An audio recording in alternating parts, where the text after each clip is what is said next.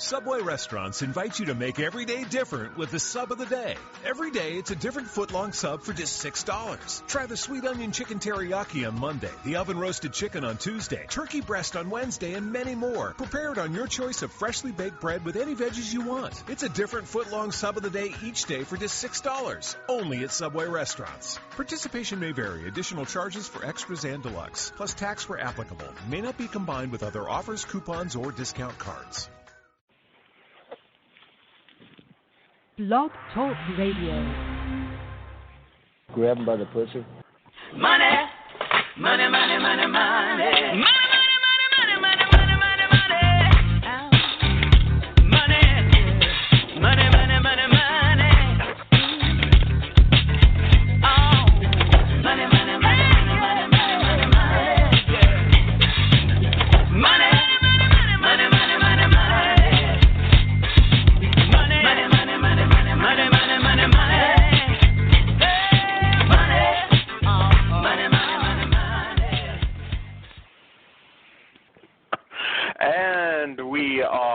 Live, new theme, if that was confusing. You probably get it with what recently happened. I like the grab him by the pussy at the beginning. It was you could just make it out, and yes, there you go. Oh, it's ready. Anytime you want it. Grab him by the pussy. Is that Trump's voice though? Because yeah, that's the actual audio clip. Okay. I couldn't tell. Yes. Well, we have our election special tonight. I know there's a lot of. I do want to make it clear, despite that the WWE theme that Trump had, we're not Trump supporters or anything by any means, but you know. I know people were freaking out and everything, so we figured we'd have a little bit of fun with it, with the artwork and everything. So yes, I know a lot of upset people. It was strange because I was 100% sure he was going to lose, or not 100%, but I was 99% sure he was going to lose. And then, Facebook, man, I had to comfort some friends that night. But but hey. If you're upset, we've got a killer boob movie tonight. We've got a Prey Wing Sniper. Ooh, that might not be so good, come to think of it, but hey. We've got Danish zombies. Hey, you can forget your troubles for a little bit.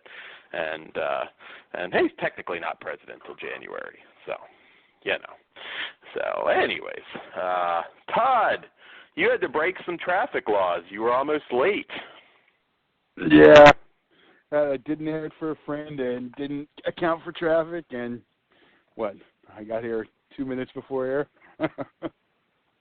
Yeah, you did. You actually, I was going to say, you said like 10 minutes late and you made it here. There's some dead hobos on the side of the road, I think, right now. You just veered right into people's yards or something just to be here on time for the show tonight. So we thank you guys. Ignore my post about dead air. We didn't have any dead air, fortunately. I'm deleting that now so no one gets confused. I had a pretty interesting few days. Saw some movies. Saw a Desierto, which was an interesting movie. Not a great movie, but it's actually, ironically, another sniper movie with Jeffrey Dean Morgan. It's actually playing, I think, at some theaters, limited release, if you want to check it out.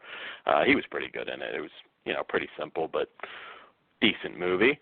Well, Todd, I know we have some release day news.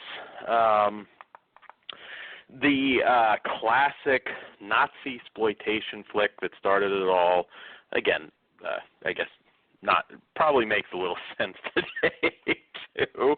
Love Camp 7 is, from Blue Underground, has its Blu-ray debut. It's up for pre-order on Amazon now, and it's coming out January 31st. That was one they announced a while back, and another big 2-disc limited edition. So it's pricey right now, but if you know Amazon, you know it's going down. Another film that I'm curious to see, Anti-Birth.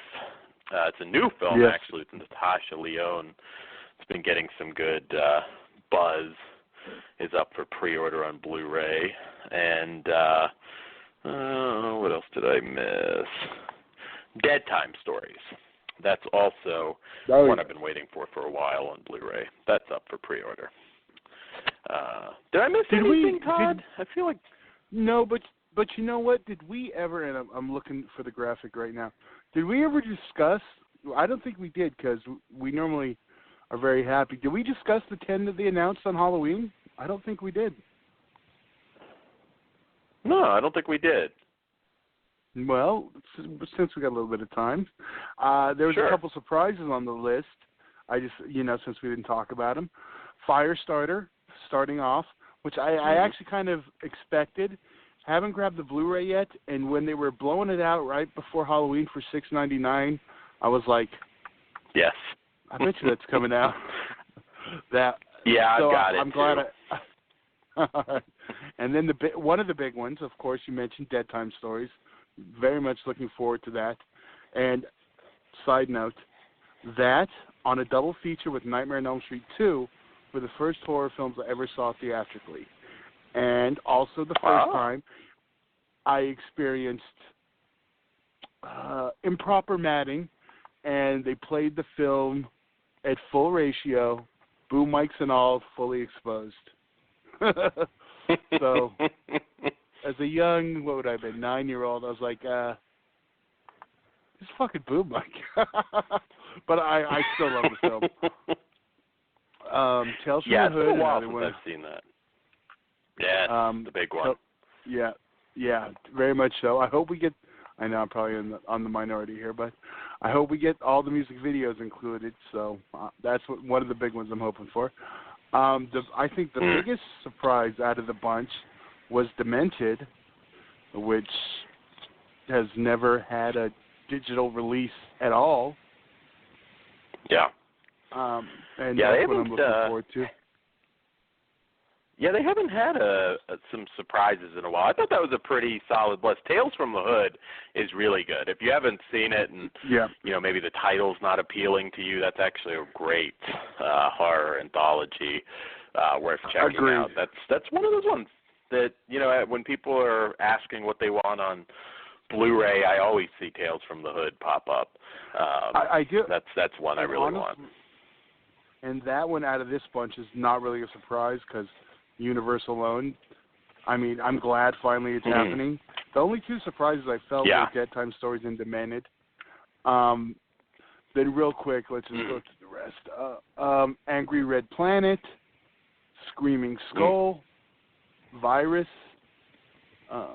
What's the Matter with Helen? I'm sure everyone's clamoring for that. The Vagrant, and the one no one wanted, but it's happening, 1998 Psycho. Yay. Hey, dude, you see Anne Heche's asshole in that movie. That's like the notorious scene. So I'm just saying. Ellen's in it? There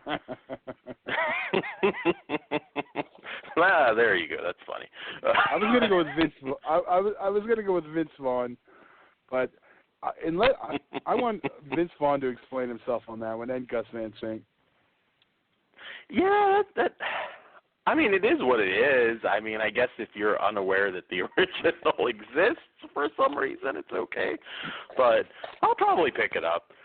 I know Virus isn't a great film either, but kind of like the Jamie Lee Curtis movie that was in theaters. I saw it in theaters, but nobody ever really talks about it. So, not a great film, but I'm going to pick it up. Yeah, I will. I know there's an import Blu-ray I never grabbed. I'm kind of glad because I've never been huge on it, but I do want to revisit it. So, yeah, I look forward to being able to pick it up. So, there's some good ones in this batch. it's one of those films that kind of came out like the late 90s. There were a bunch. Some were just plain bad, but some still managed to be watchable. I mean, you had like Supernova, Wing Commander. You had a lot of forgettable horror, sci-fi-ish stuff in theaters at that point that's gotten forgotten. But back to Dead Time Stories real quick. If we do not get a Scott Valentine commentary or interview, Scream Factory's done. I mean, how can they not get him? Yeah. I mean, I get Ghost Town had no one on it, but this better not be a bare bones release. At least a fucking sit-down interview with Scott Valentine. Yeah. Well, Scream Factory, I hope they really, really go all out on those because, you know, lately it's just been stuff that's been out before, you know, already, you know, classics, and that's all well and good. I mean, I recently bought The Army of Darkness again, which I knew I finally would. But Tales from the Hood in particular, I mean, that's like their first one that I personally consider a big release because one of the better 90s horror movies. Yeah, it's definitely a big one that hasn't been out on the format before. I mean, yes, Black Christmas we've had, but shitty ones. But like the other ones, like, you know, Child's Play has been fine, reputable, The Old Disc, Chainsaw, Army of Darkness. I know, Bubba Hotep was only an import. But I mean, there's been quite a few that have, you know, had solid releases that just diving back into. So it's nice to see some new stuff. Yeah, I agree. I think they have to sort of, I mean, at a certain point there may not be as many classics that everybody loves and has seen that you can put out, but, you know, go for some, like I said, there's stuff that, I mean, I'm not saying they can get all of it for, you know, rights issues necessarily, but you have stuff like Necronomicon that I would love to see, Necronomicon Book of the Dead that I'd love to see, Cast a Deadly Spell. That's just some Lovecraft stuff that I would fucking love to see on a Blu-ray. You know, go after some of that stuff. I think you're going to need to be bugging Warner Brothers on those two. Yeah, I figured, but hey, some big names in some of those. I mean, I'd like to see, you know, I get more excited, again, I always say this, I'm more excited for something obscure, or sort of obscure, like a Dead Time Stories, than sometimes the stuff you know you're going to see at some point. So, so yes. But I know you're dying to see that 1080p anus action on Psycho. You'll slow down the frame, zoom in. You know, we'll have to make that like a really edgy artwork for the show when we review that. But yeah. Oh, you know, another one I neglected to mention. But speaking of stuff that has been waiting for a Blu-ray, at least in the U.S., Witch Trap, Kevin Tenney's film, is coming out Blu-ray through Vinegar Syndrome. I almost Very forgot excited for that one. I have not seen heard that since. Rumors that was coming.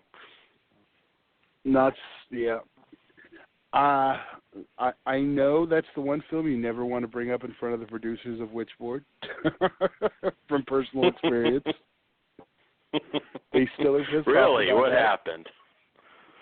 Well, you know the whole thing with the artwork, how it looks like exactly like Witchboard. And there's a reason it says this is not a sequel to Witchboard on the back of the VHS, and I'm pretty sure they'll make sure it's on the back of this because the Blue Rider made sure that was put because they were pissed they were piggybacking off their film.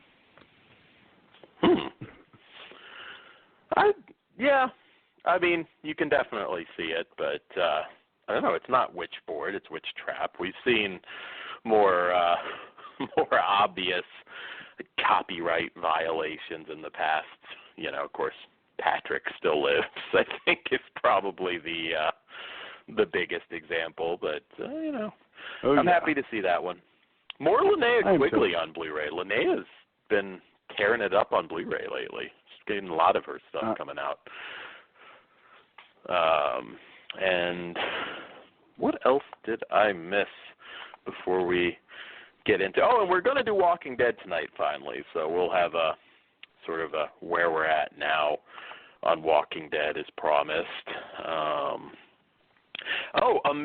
Did you see American Werewolf in London is going to be remade apparently by the son of John Landis. I did see that. That's another one. That's a tough remake. I mean, I'm not saying they can't do it, but it's just a tough one. There's just a very specific tone to that movie, and the transformation. I will say, people are going to bitch about that movie. Can be great, and if they don't get the transformation right, everybody's going to bitch about an American Werewolf in London remake. They don't want to CG that. I think that's so iconic that they'd be better off spending the money to do that the old school way, even if it's just that scene. I mean, it'd just be a good idea for them to do that. But I don't know. I mean, are you excited for it or just don't care? I don't care. I'll be honest. There you go. At least his son can at least decapitate people in the movie without feeling bad. That's true. Everybody feeling uncomfortable. Twilight Zone movie reference. Google it if you don't know what we're talking about. I've seen the footage. There's nothing much to see. I mean, no. You don't really see it, but yes, that's another one too. When I was a kid, I didn't know about that for a long time until I finally I didn't either. Realized holy shit, that's fucked up. I still have Summer. I gotta find it. Do you remember when they used to do the E! True Hollywood Stories? Oh yeah. Yeah. Okay, I have a few. Remember a Ginger Lynn one that was good. Okay, I probably watched it. That one sounds familiar. I know I have two recorded somewhere on discs. The Poltergeist Curse and the Trial of the Twilight Zone, where they have all the court reenactments and shit of all the whole trial and stuff. It's pretty damn entertaining. Now, why couldn't Scream Factory? I'm just saying, if you can get the rights from Warner Brothers, that needs to be an extra.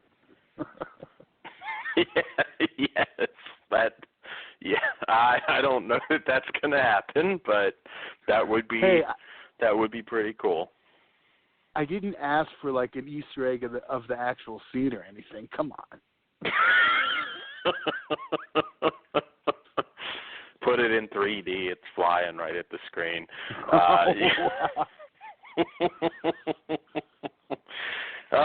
That is morbid. Anyways, COVID's down again. COVID's been down a lot lately. I still have to get Hollywood Boulevard. That's what I keep procrastinating.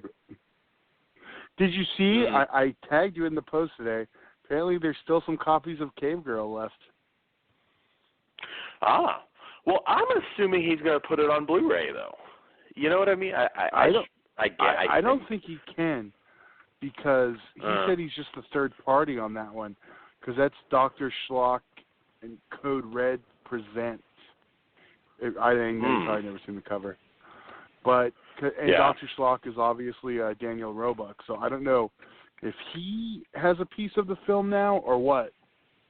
Be interesting. I think Daniel Roebuck's on my Facebook. I'll have to maybe Allie's probably been asked about it enough already, but I'm looking forward to some of the titles he's announced still. A lot of the Italian stuff, but I just want chaos, damn it. I don't think he even put he's at least saying early. I don't know if early 2017 or January, February sort of deal. I don't know if he gave a rough date on that one or not. He did not. I am glad to see him tackling some newer stuff, though. So, I don't know. You see Code Red ever like putting out brand new movies, distributing them, or do you think maybe not? No, I don't see it. Yeah. Oh, you never know. But you do not. But yes, I think that's all we have for you guys in the way of news. Trump did win. I guess we forgot to mention that directly. Oh, yeah. But in case you missed it. But he did. Hmm? He did, and I think yes, people are upset about it.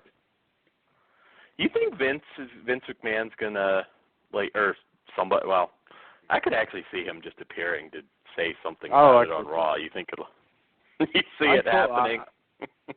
So if he does not, Michael Cole will definitely congratulate WWE Hall of Famer and President-elect Donald Trump. It's happening. Yeah, I was wondering though if even they might want to keep quiet about it. Not piss people off. Yeah, they might. That I don't know. We all know Vince is super BFS with Trump. I just want to know if Linda's getting put in the cabinet.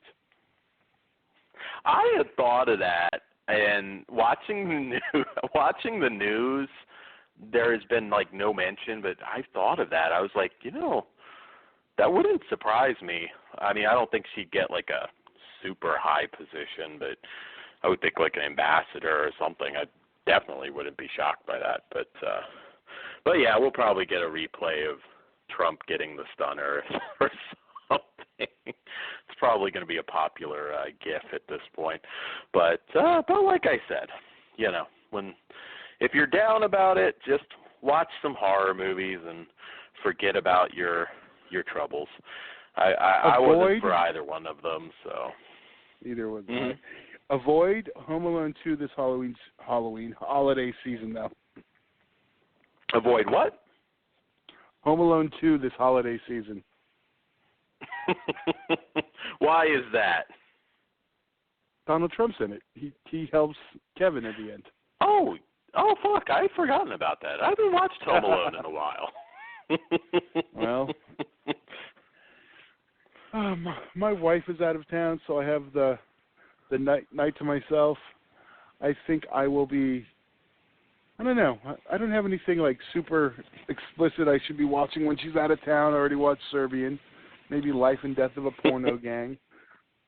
I was definitely. You rewatched those? No, I haven't watched Life and Death of a Porno Gang yet.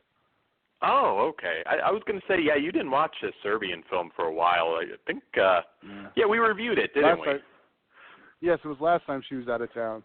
But I definitely want to watch Blood Rage finally, since it's I got to watch my Thanksgiving horror films in November. Don't lie, Todd. It's going to be like nothing but porn. You're just going to kick back on the couch and watch porno. That's oh, yeah. That's what any of us would do. But maybe you'll finally watch Corporate Assets too. Yeah.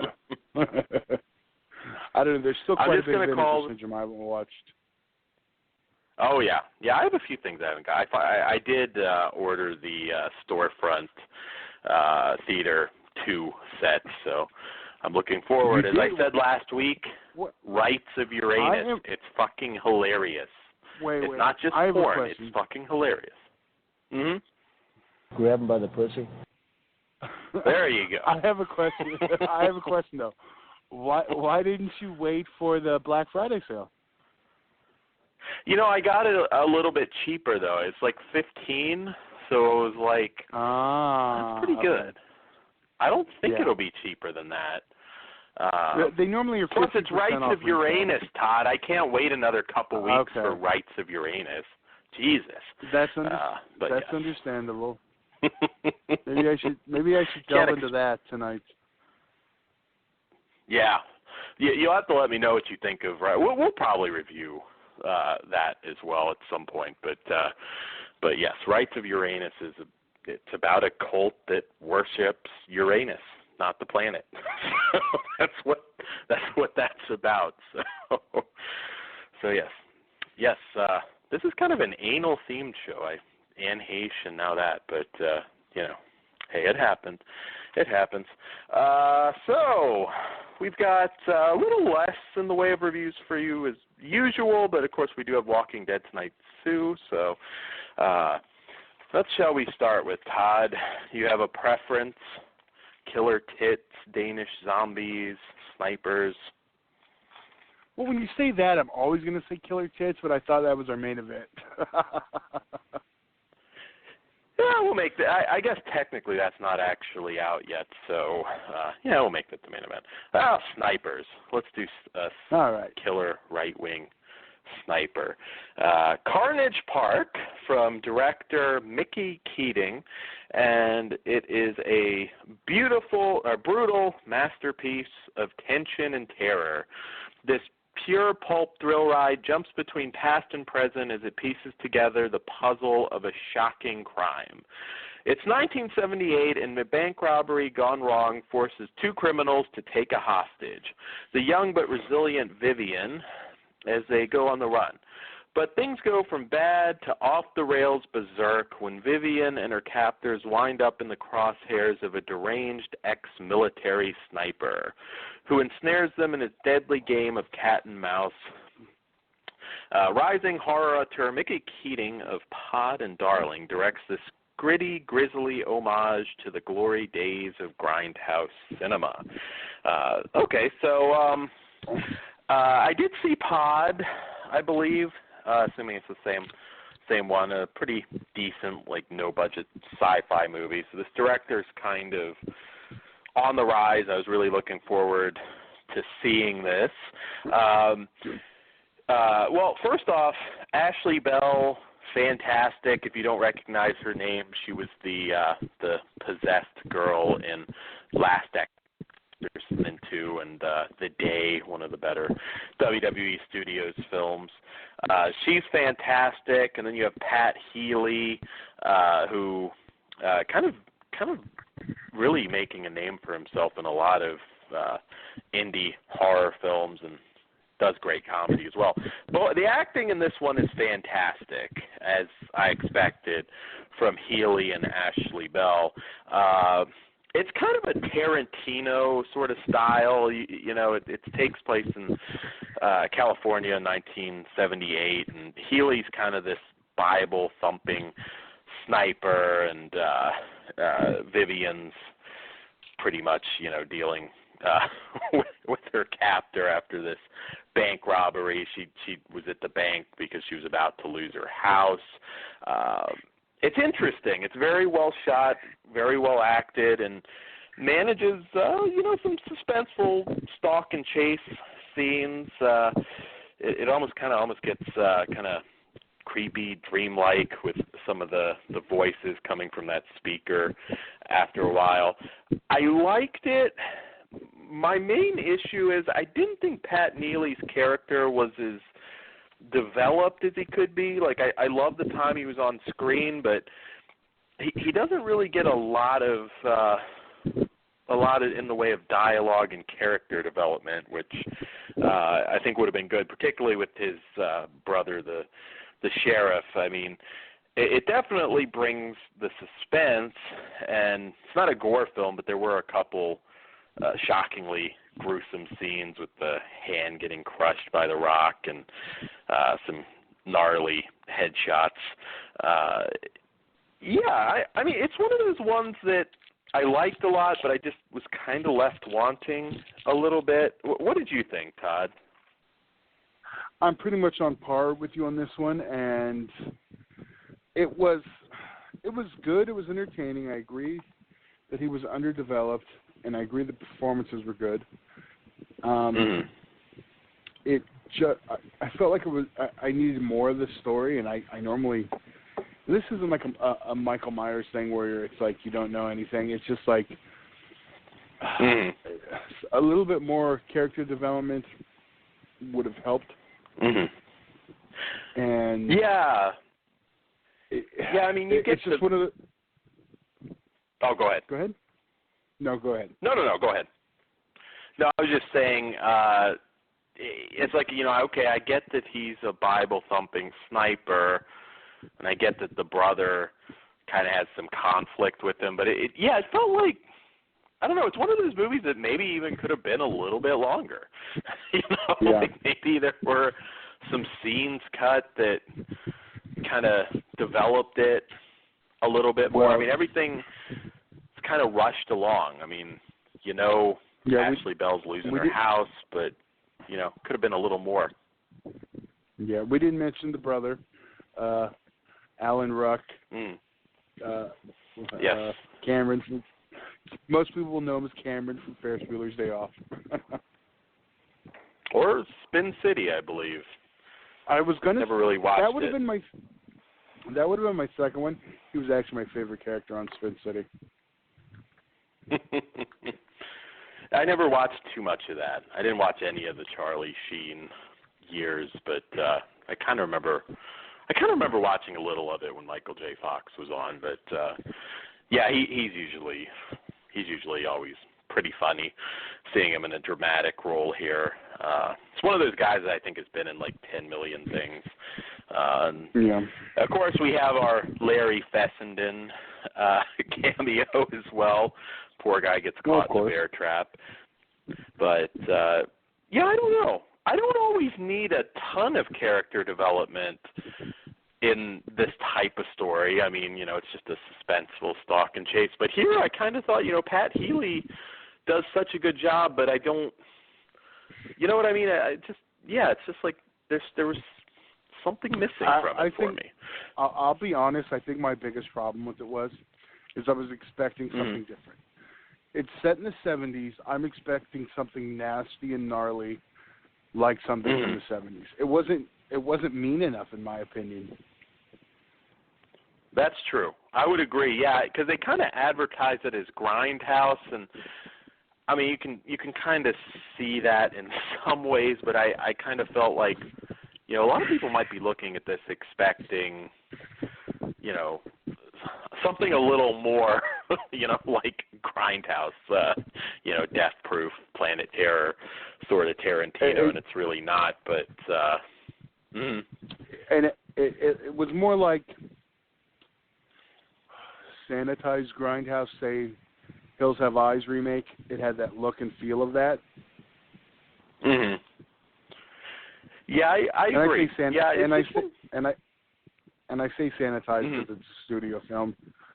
I mean, you can tell the difference. I know, a lot of people prefer the remake to the original, but you look at the original and you can tell the difference between that and the remake. Oh yes, absolutely yes.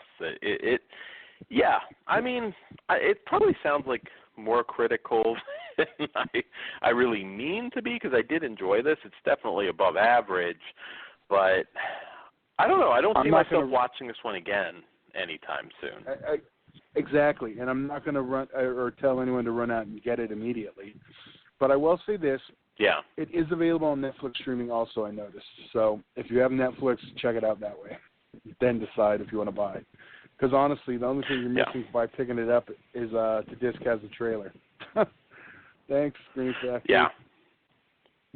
Yeah, I was going to say, it's a shame with this one, too, because I would have liked to have seen interviews, because there's a lot of actors that I really admire quite a bit in this one. And like I said, I mean, Pat Healy, one I would throw out with him, check it out. It's an odd one, because, I mean, it kind of starts off as a straight comedy and gets a little more sinister. It's called Cheap Thrills. I think we reviewed that, or maybe Melissa and I reviewed that. I don't know how far back that was, but it's really. That was us, and I remember we both were very high on it. Yeah, it's a good one. Where what's his name? The bald guy, David Kochner, I think's his name.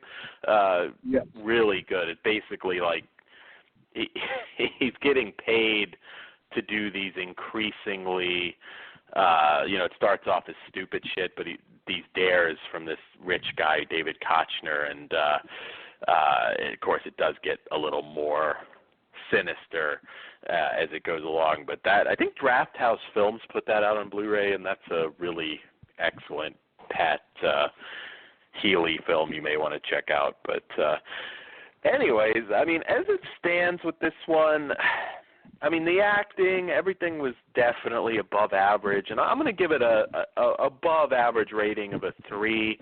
But I will say, rent it, Redbox, Netflix, whatever. First, I don't see too many people loving this. There was a lot of good hype, and I mean, I liked it. I don't love it. So, what say you, Todd? I assume you're pretty close. I'm dead on, actually. I'm giving it a 3 also. I think there'll be some fans of this. All honesty, we've been in this genre a long time, so there's not much we haven't seen. Yeah. I'm going to say, for the seasoned fan, definitely check it out on Netflix or rental first. Well, and the youngsters are already doing that anyway. That's true. Yes. But some people listen that are still physical media. But I mean, I'm not saying it. It was a cheap Blu-ray. I think I remember getting this one pretty cheap. So, it's just not one I'm going to revisit too often. But it was good to see Ashley Bell again, and it's maybe a sequel. I suppose it's possible. Well, it was based on a true story. Yes. They're all absolutely true. Leatherface was out there. He did kill a bunch of people. So, unless this one was based on a specifically true story. Yeah, I was going to say that's a little different. That one's inspired by. That's Ed Gein. That's a little different. Yes, that's true. But hey, it freaked people out. A lot of people thought it was real back in the day. So yes, that's Carnage Park. Yeah, I was expecting chaos, and I did not get it. Well, you need a little more torture. Yeah, it is. Although I guess though I should also say about it, it's fairly. I don't want to say tame. I mean, it's not tame. There's a couple grisly moments, pretty gory headshot and, the hand with the rock. But for the most part, it's a fairly, you could sit down and watch this one with your, your horror-friendly family, and it'll be okay as long as you're not too picky about some bullet wounds and stuff like that. But yes, there was no turning anything into one big hole, and that always makes me sad. Yes. You know what? I'm gonna load up our soundboard with just sound bites from that movie. Yeah, but then you'll have to grab them by the pussy. That's got to be like a regular thing now. Oh no, that's staying on the board. I'm sure that'll find its way on several Flesh Wound After Dark titles. I will say the one thing about him winning, you're going to have a lot of good comedy. So hey, it's going to be entertaining if nothing else. I agree with that. I'm really, really, really, really. Before this even happened, this Saturday, Dave Chappelle returns to sketch comedy on Saturday Night Live. Now with this in the mix, I think there is potential for some classic skits. You're going to get a Black Trump skit on that, I guarantee it. He's going to have the. I guarantee it. I guarantee he's going to do that. He's going to have the wig and all. That will be amazing. I also want to see the Black Klansman come back too. Clayton Diggins. Yes. God, I haven't watched Chappelle's show in ages. You'll have to remind me. That's God though. He really fucked that up though. I said my DVR's already set. I did also want to throw it out there because you mentioned Trump, and for some reason I cannot remember him in Home Alone 2 at all, but I haven't watched that in forever. But he was also in a borderline, I don't know if you have the Blu-ray yet. I want to make sure it's the right one, but it was a Bo Derek flick called I want to say it was Ghosts Can't Do It. I don't think it was Bolero. Okay. I don't think it's in Bolero, but I have the double. Shit, I didn't even think about that. We should have done that for Flesh Wound After Dark today, because he is in that. Damn it. Well, the president was in a softcore porn. Gives us a reason. Theatrically released softcore porn, so it doesn't count. But yes, your president was in a Bo Derek flick called Ghosts Can't Do It. So yeah, we'll definitely have to do that one because I don't think a lot of people know. I never saw anybody play a clip from that anywhere. Ironically, I would think they would have to embarrass him, but it never happened. But anyways, moving on to our. It was all stunners. Yeah, I did see a lot of his WWE stuff. I know they had an ad at one point early on. I think actually when he was still in the primaries where they were running some of the WWE stuff. I saw one meme where they morphed Hillary Clinton's face on Vince McMahon and he's like shaving her head. It was pretty funny. So yeah, but anyways, our next film, we had our crazed sniper. Now we'll move on to some Danish zombies in What We Become, a Danish zombie film from writer-director Bo Mikkelsen, and this is another Scream Factory IFC Midnight title. And from the back cover, the Johansson family, mom, dad, their rebellious teenage son, and young daughter, are looking forward to a quiet summer in their idyllic suburban town. But in the blink of an eye, things go from blissful to berserk when a horrifying plague tears through the community. After a string of grisly deaths, the government puts the neighborhood on lockdown. But one thing soon becomes terrifyingly clear. You can't quarantine the apocalypse. This nightmarish, blood-soaked shocker establishes sharply drawn, recognizably real characters, and then watches what happens when they're put through the ringer to survive. So, Todd, what did you think?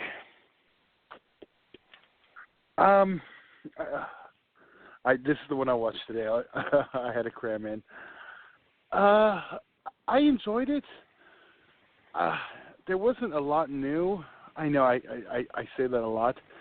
It was good. It was well acted. This one I think you liked more because I felt there was something just was missing. It didn't click. Yeah, and I don't think it was something lost in the dubbing or anything, which can happen. But I thought it was solid. But with Carnage Park, not anything I'm in a hurry to watch again. Did you watched it? You watched it dubbed? Because mine was subtitled. I didn't think the Blu-ray was dubbed, was it? Oh, I meant subtitled. That I said dubbed. I'm sorry. Okay, yeah, because I was going to say. I mean, I usually go subtitles anyways, but yeah, no. I actually love this one. For the record, everyone, there is no dub of this film. Just so.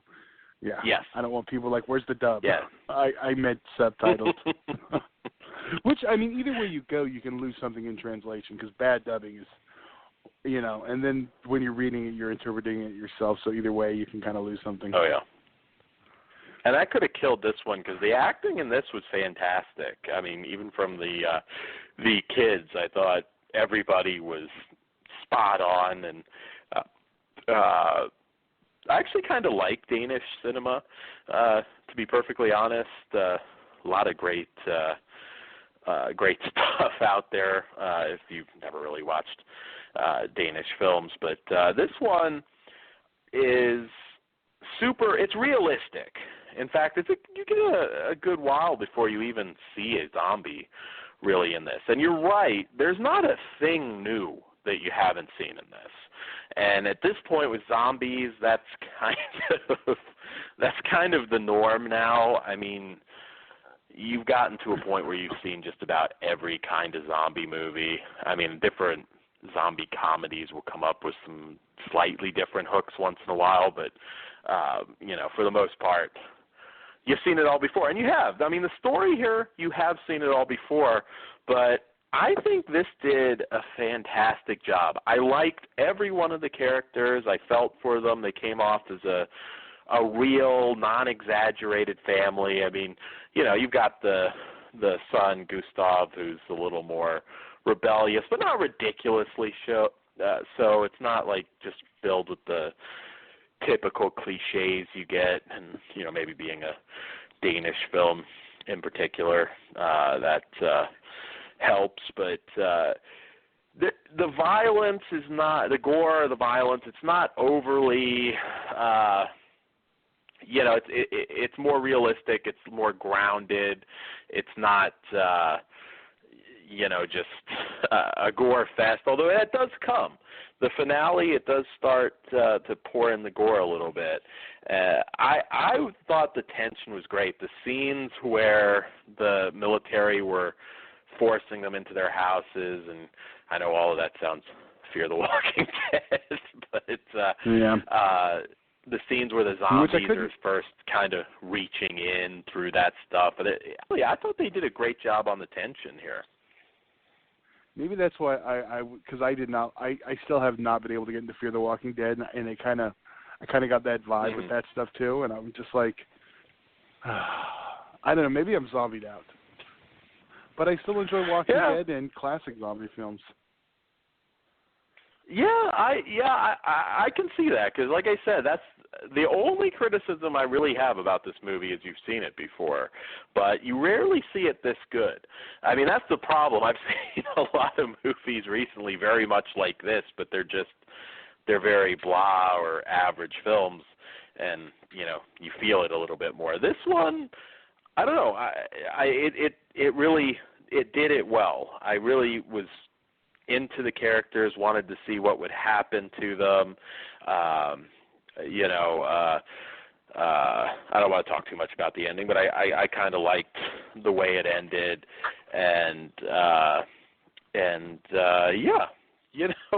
it's another one. It's like I always said, all of the IFC Midnight, even before Scream Factory. Although ironically, since then, I've noticed there've been a few more, turds in the punch bowl since they've come with Scream Factory. They have had a couple bad ones, but for the most part, it's always very well-made movies, and this, I think, is a very well-made movie.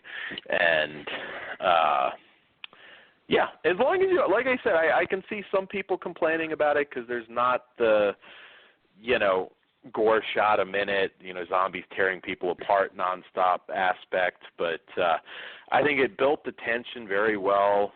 Breathtaking footage, a lot of it's interior, but earlier on of the Denmark, and it felt like a big film. It felt like one. I could see this director at some point even remaking this for some reason, probably because, much like Rob Zombie said on 31, it's a very easy one to sell, so for some reason I was thinking American remake on this one.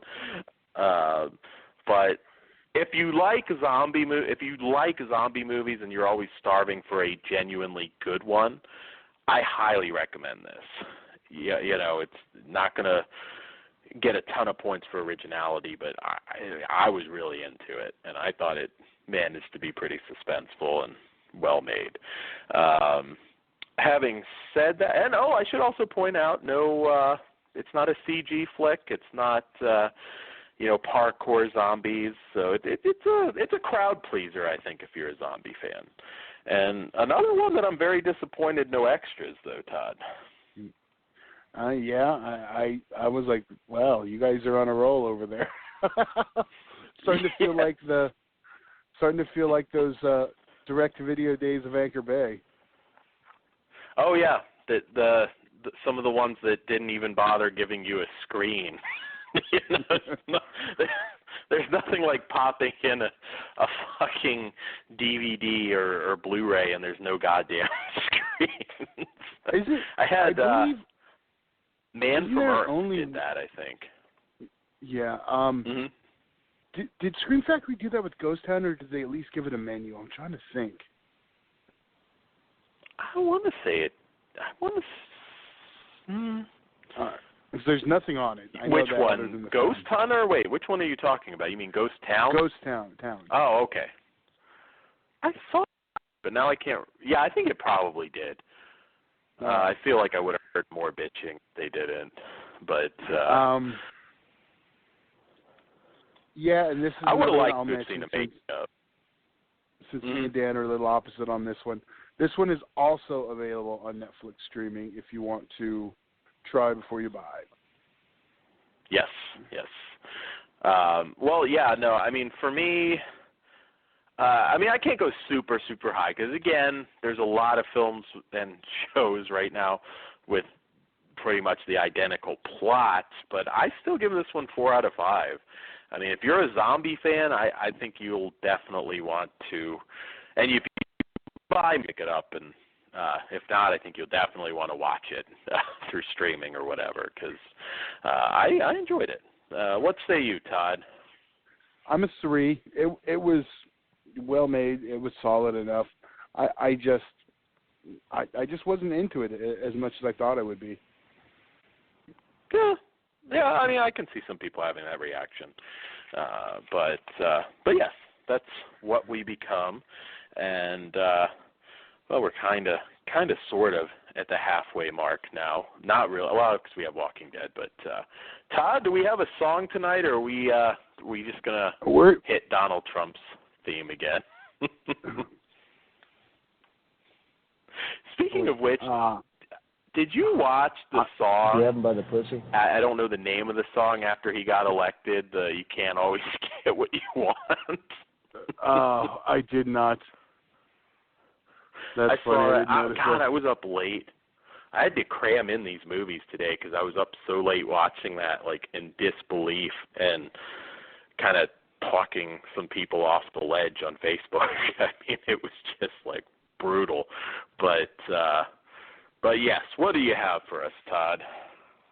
I went with something from Lost Boys. I figure since everyone's crying about this whole thing, I give them Cry, Little Sister.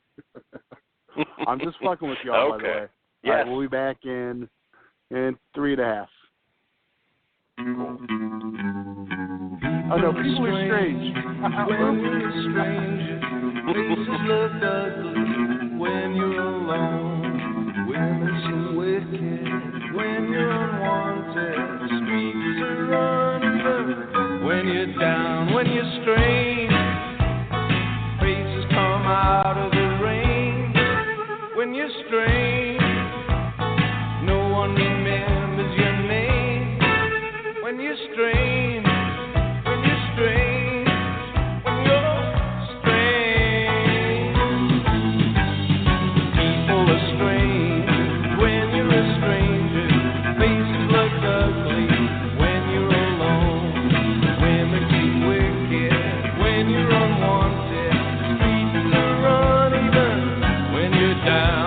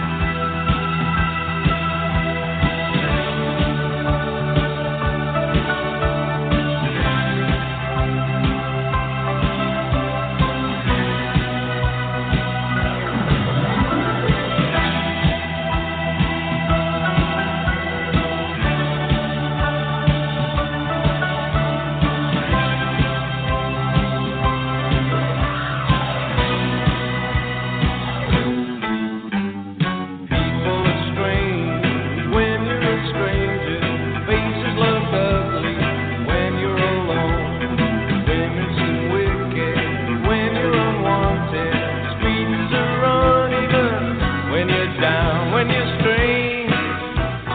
Faces come out of the rain when you're strange. No one remembers your name when you're strange. When you're strange. When you're strange.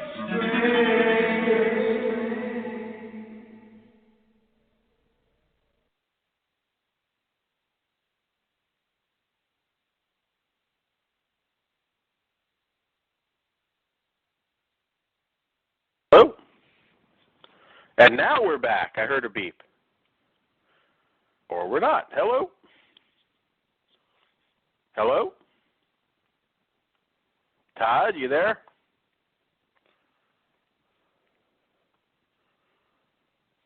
Well, I don't know if Todd's here or if you're even hearing me. Try and work out the technical difficulties here. Hello, hello, hello.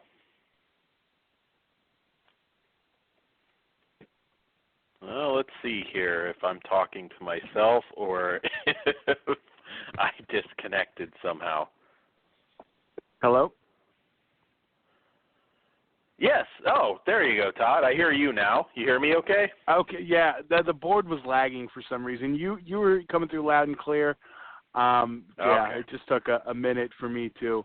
I'll be honest. I'm multitasking. The computer's doing some work, and it was using up some computer power, and it did not want to let me unmute. That's okay. That's okay. So. No problem. It probably just happened because you didn't play Cry Little Sister, Todd.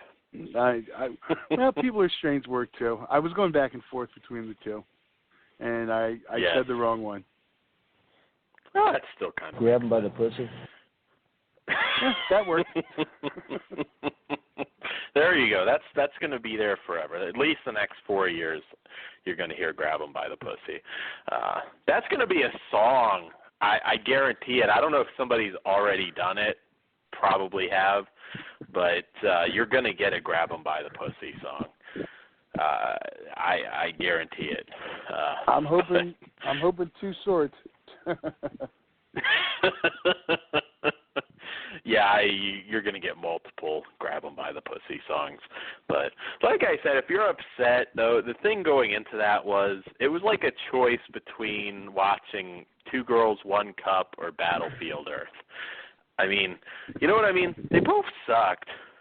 And all I can say to people is, like, go to the primaries, whichever. I don't care, like, what political party you are, but, like, get some better choices next time. I mean, I think a lot of people don't take the primaries very seriously, and, well, there you go. I don't know. I don't know. It's all setting up our Kardashian West presidential run. Yeah, I wouldn't joke about it too much. It could happen in our lifetime. You know what? President Dad ass. Hogan's probably sitting there like, fuck, I should have really tried harder. I thought you were going to say Bob Backlund. Oh, no. Although he hasn't made Darren Young great again, though. So. Yeah. Maybe not. I'm just sad Roddy Piper couldn't be the first WWE Hall of Famer president. Yes. Yes, I would have voted for Piper. I would have legit voted for Piper if he were an option.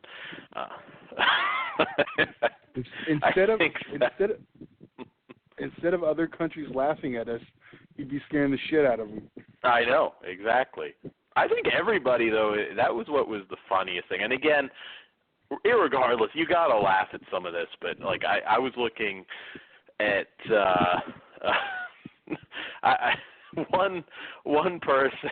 It was just like you were looking at your Facebook news feed, and I think I saw "this is fucking retarded" like 20 times. And I saw, I'm going to start stocking up on food. Some of it was like just funny. I think I got a bunch of comments. I posted a picture on my my Chihuahua Cisco begging Trump not to deport begging Trump not to deport him. So I try and lighten it up with humor because it's very. But I think it would have been even if she won. I think there would have been a lot of bitching anyways. I think that was going to happen no matter what. And it is what it is. But yes, I do have a solo, and then we'll talk some killer tits. Some actual killer tits, the tits that will kill you after. But I do have one quick solo review for a film that I just watched called Video Killer from Wild Eye Releasing. It's a UK horror flick from writer-director Richard Mansfield, and it follows Amy, who receives a haunted VHS tape containing bizarre murder films from a figure from her past stalking her. She soon realizes that she's not alone and the others are in danger as well. She must now find other victims who are being haunted in hopes of figuring out who is trying to kill them before whatever deadly force is at work finds its way into this world forever. Kind of a, you kind of got the sort of interesting Ring-like premise where it's kind of a part found footage flick, but full, with these creepy kind of primitive cartoon VHS tapes being delivered to these people and showing these murders, and it's actually, I don't want to say too much about it. It's pretty creepy. It manages a very solid, creepy vibe.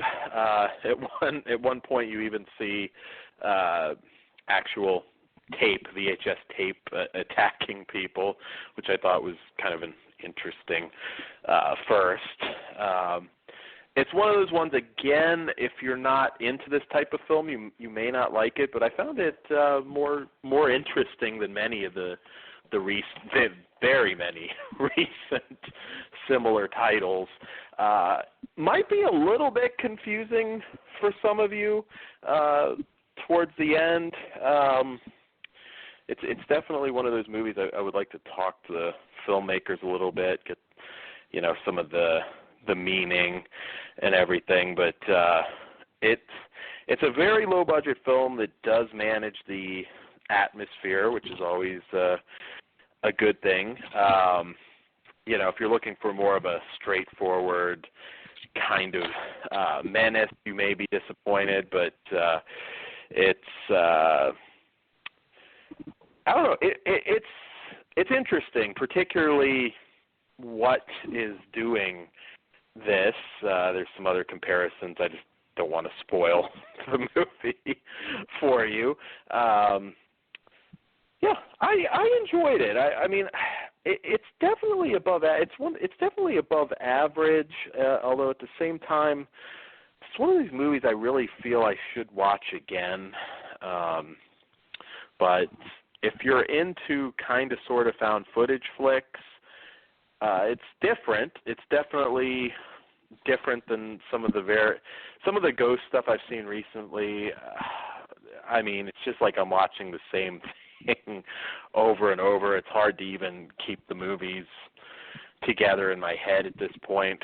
But they did a pretty good job. They did do a good job. I've noticed sometimes when it comes from overseas, even if it is very low budget, it tends to be a little better than some of our more standard stuff. Acting's very good, which it kind of has to be in this. I think it was Victoria Falls as Amy. I thought was a very real, non-cliche, believable lead in this one. If you're into this stuff, I'm not particularly, but I do recognize that this is something that I think is going to have appeal for some of you into the found footage stuff. I think some of it's interpretive, but dancing around a lot of it. But it is.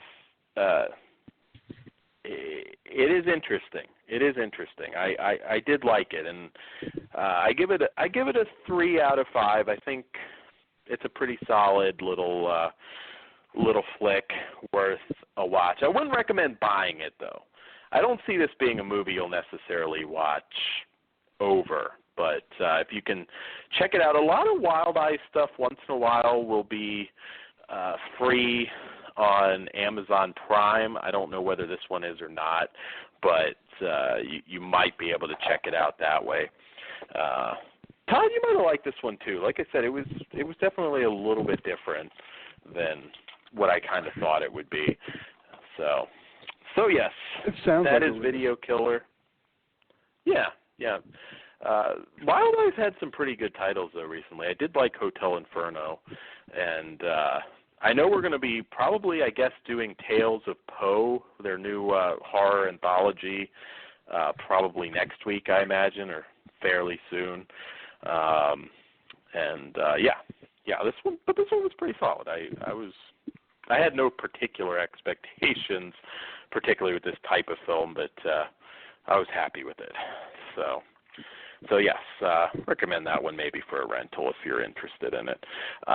So Todd, Killer Titties, our last movie review for this evening, although we have some other topics. Killer Rack from director Gregory Lamberson, who you probably most know for Slime City, and Johnny Gruesome is actually a book at one point. And this one follows a young woman suffering from low self-esteem, gets breast enhancement surgery, unaware that her surgeon worships Lovecraft's elder gods, and the surgery is a diabolical plot to rule over the world. Okay, so Todd, Killer Boobs, I will let you do the honors. What did you think? I thought it was a fun, low-budget film. I'm just going to spit it out there right at the top. Yes, there was some CGI that wasn't top-notch, but it's kind of expected in movies, and it's kind of used at a minimum. The boobs are practical. More towards the end, too. Yeah. We do get a shot of CGI boobs, too. I was like... they had to make them bigger. Right? They Porno better never do that. I don't want CGI titties. If porn does that, I'm done. I am done. Hey, well, at least there's still condoms in porn now. Or no condoms in porn, right?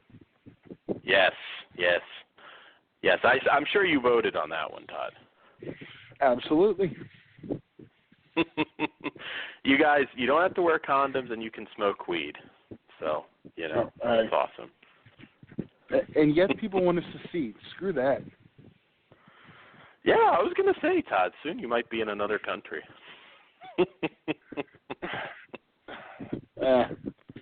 Well, if so, as long as I can import my killer racks and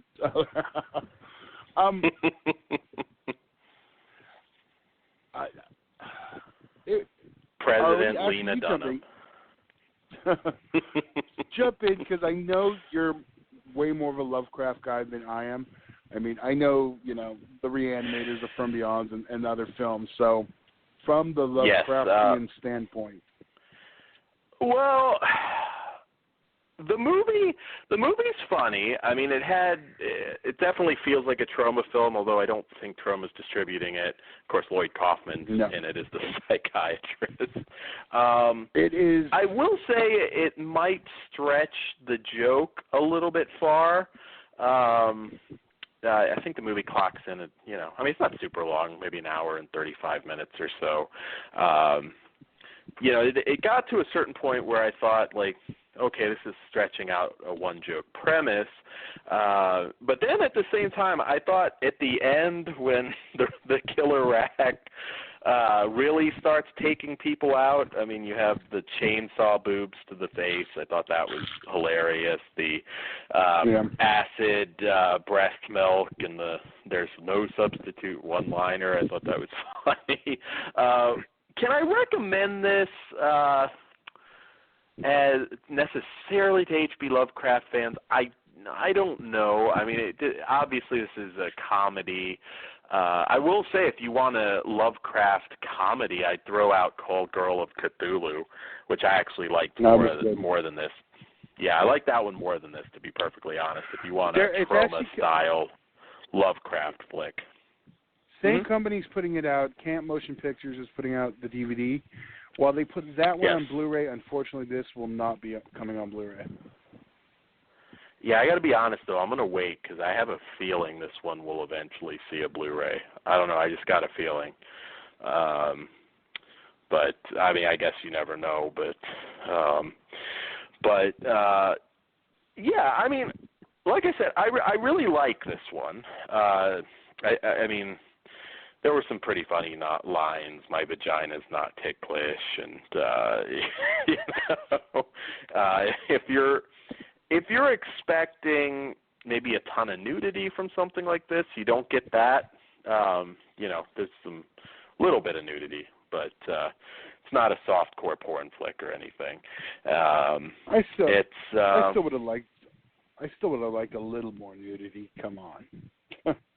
Yeah, I figured, because with a premise like this, you know that the kids aren't going to be able to watch it anyways.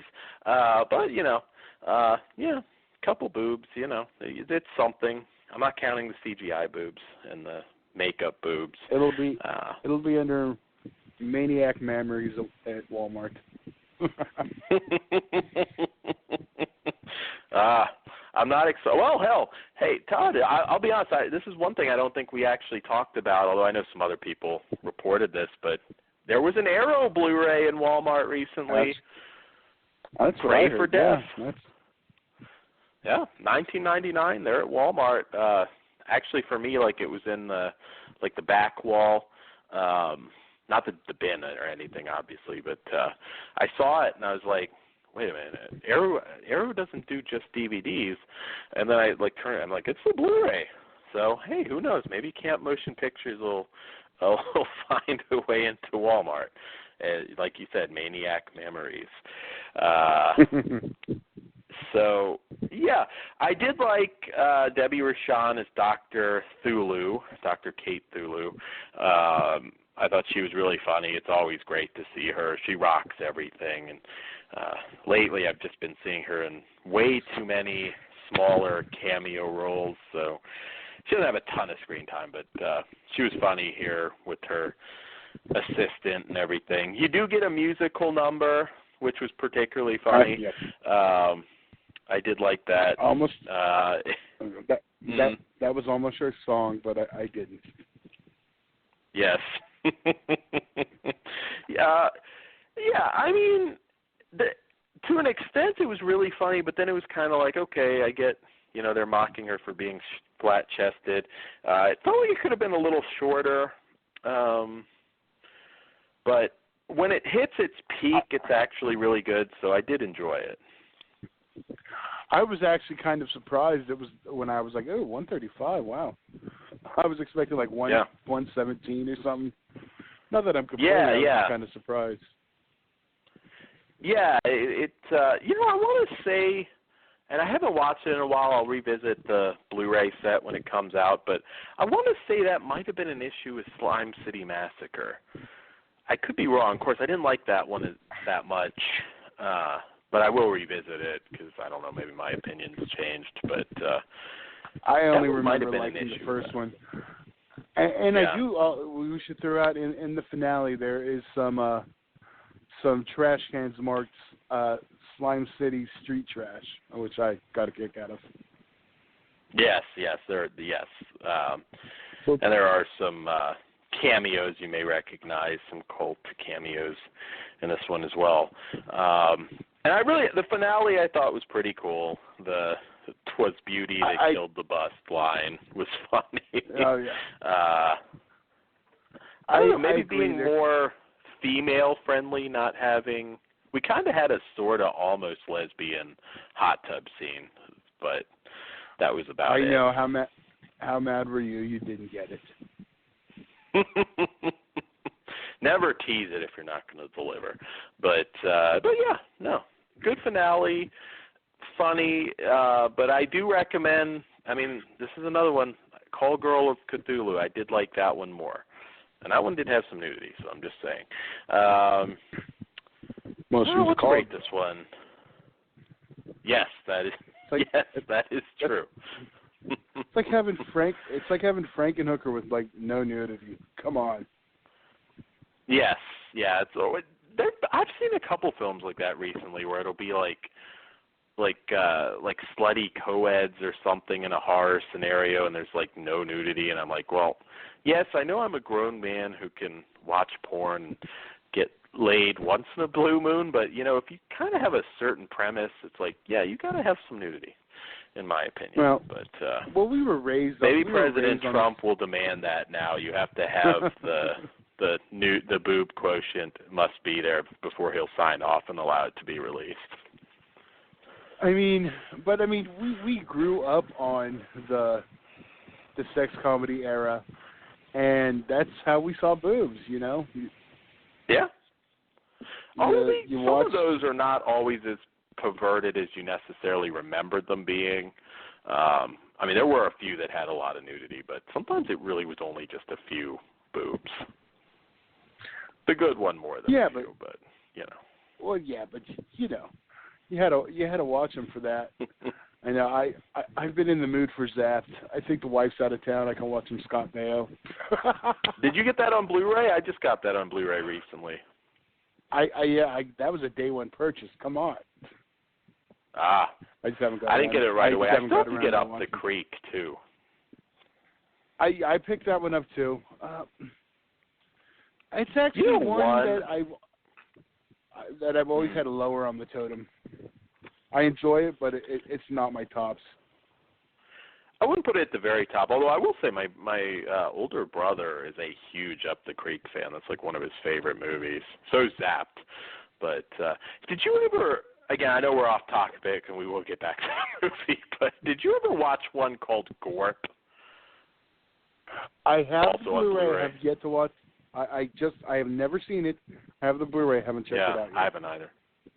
Which is ironic because it's got like Dennis Quaid and Fran Drescher and some Rosanna Arquette, like some bigger stars. But it's like I never remember picking that one up back in the day. But anyways, back to Killer I have a feeling we're going to get a low nudity quotient on that one.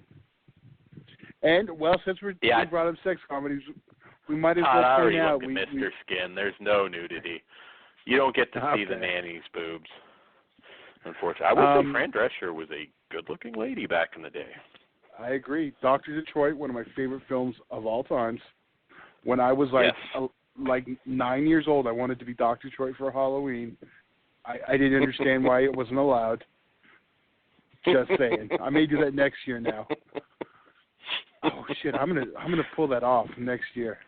I'm watching Dr. Detroit tonight. Fuck all that.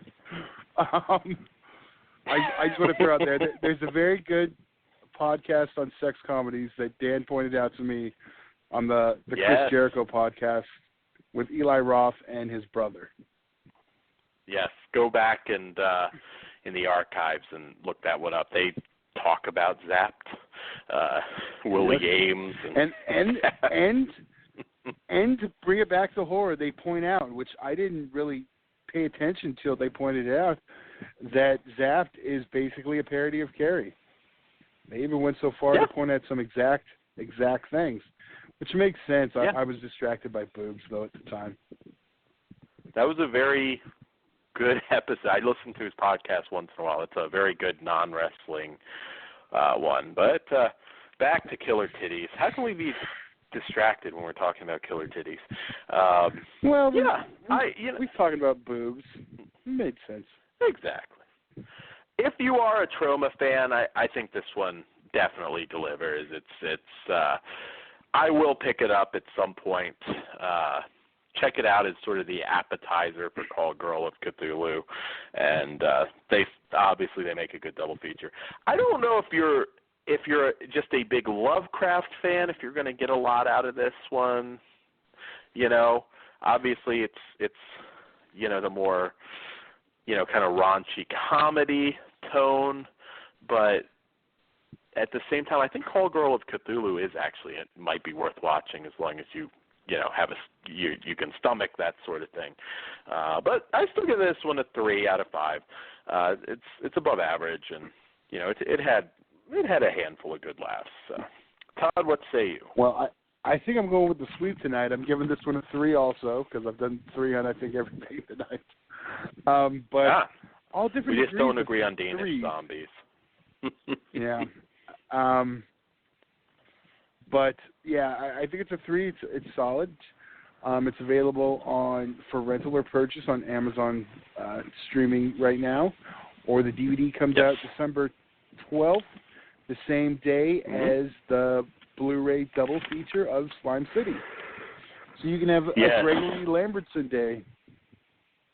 Yes, I met him. I think I want to say it was Fan Expo Toronto. I'm not positive. I think it was Fan Expo Toronto. I still have a signed Johnny Gruesome book somewhere from him. But yeah, no, check this one out. It's a pretty good flick. So we can actually talk some Walking Dead. Obviously, spoiler discussion. So if you're not caught up, it's probably already been spoiled for you if you're not caught up, but nonetheless, we are going to talk some Walking Dead spoilers and whatever since we have extra time tonight. Todd, what did you think of I guess we haven't really talked about it at all, but specifically, what did you think of the last episode? I thought Dwight's not as big of a bitch as he kind of was in the comics from what I've been told. I mean, he's kind of neutered, but I kind of get the sense that he might have some redemption at some point. I could be wrong. I just realized what song I should have used to torment people. All I got to say, and I almost told you last week when we did our show on Sunday, finally what we've all been waiting for, a Tony Danza appearance on Walking Dead.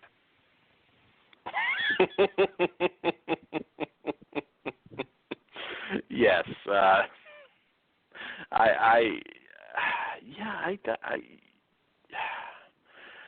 don't. Oh, you're talking. I'm trying to figure out what the fuck you're talking about. Yes, the who's the boss thing. I was like, wait a minute. I'm laughing. I don't quite understand what that's supposed to be, Todd. And then I was like, yeah, we do have who's the boss in the zombie apocalypse. I thought you were making a Hollywood Nights reference. That's how off base I am. Wow. I was like, because we were talking about sex comedies, but I'm like, wait, what does Hollywood Nights have to do with Walking Dead? And I'm like, trying to remember the movie. It's a good movie, but I couldn't figure anything out. Well, now they have something in common. Yes, they do. Yes. Now I really want to actually see Tony Danza on Walking Dead. He could have Alyssa Milano like as his daughter. They're trying to find sanctuary somewhere, and I don't know. Negan uses her as a slave. One of my favorite. Smell my fingers, Tony. One of my favorite bad rap songs from the '90s. It's by Duke of the Darkroom Family. It's called "I Just Want to Fuck Alyssa Milano." It's pretty funny. He just talks shit on Tony Danza half the song. Todd, you're going to have to make that the song now next week. I'm requesting it because I don't remember that. All right, I'll make it happen. Some very derogatory terms are said about Mr. Danza's ethnicity too. So, which I think is acceptable in Trump's America. So, I think political correctness is dead. Is that the only positive?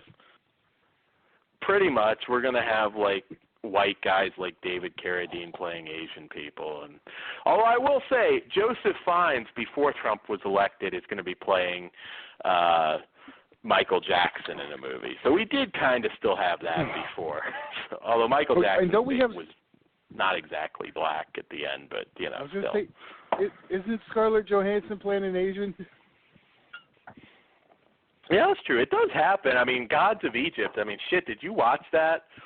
The lead guy from Game of Thrones, he's fucking blonde. He's playing an Egyptian. It's like the whitest fucking fucking movie you've ever seen. Well, as you pointed out, we'll have Black Trump hopefully Saturday. I can guarantee you're going to have Black Trump on Saturday. But yes, I liked Dwight's character.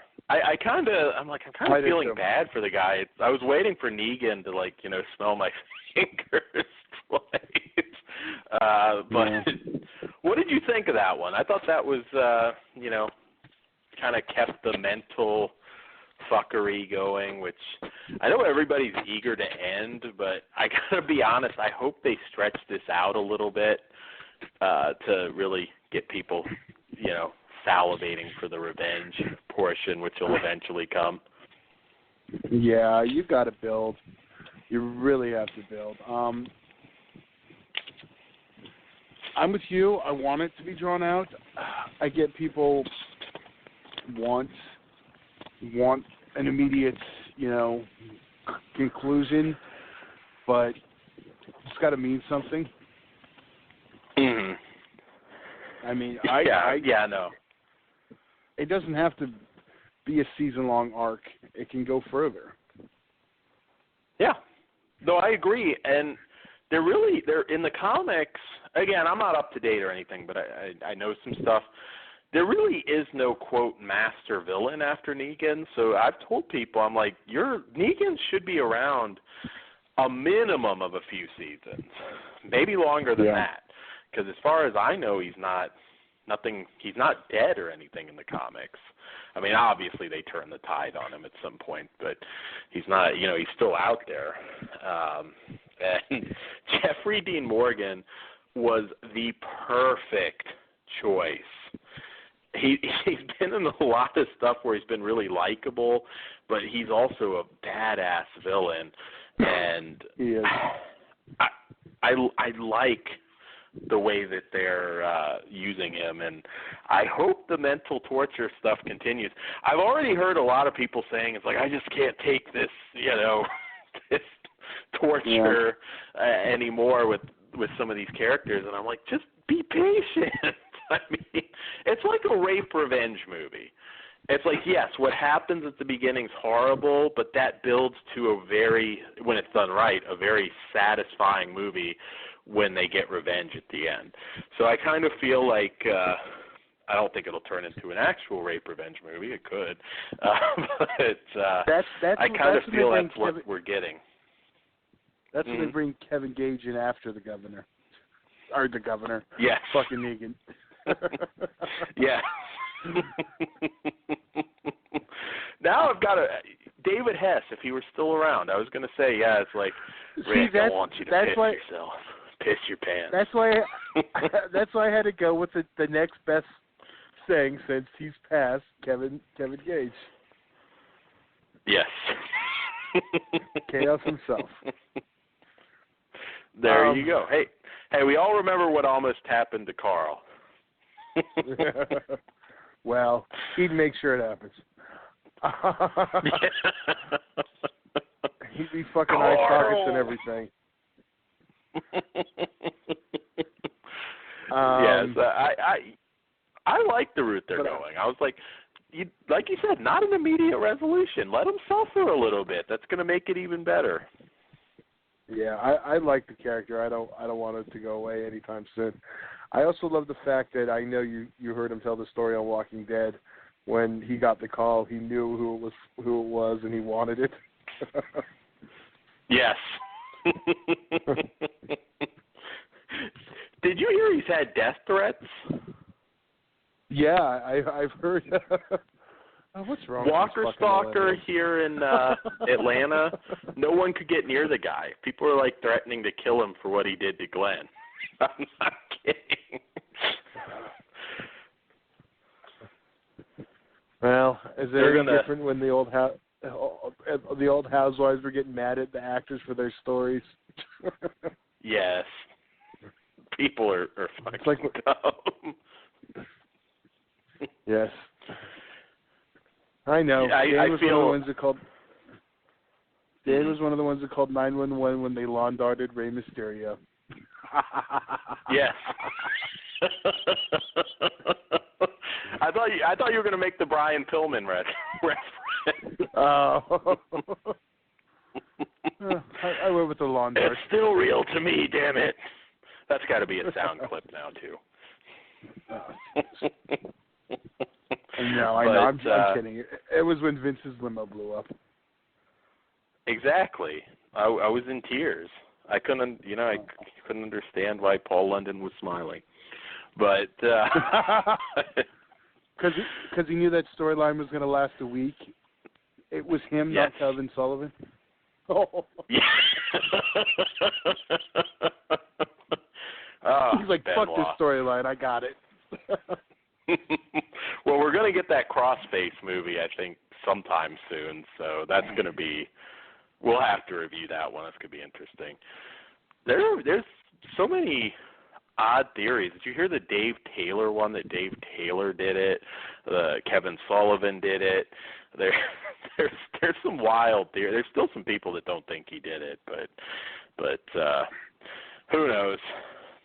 But yeah, you know who my favorite character is now, and he hasn't even been in it very much, is Jerry.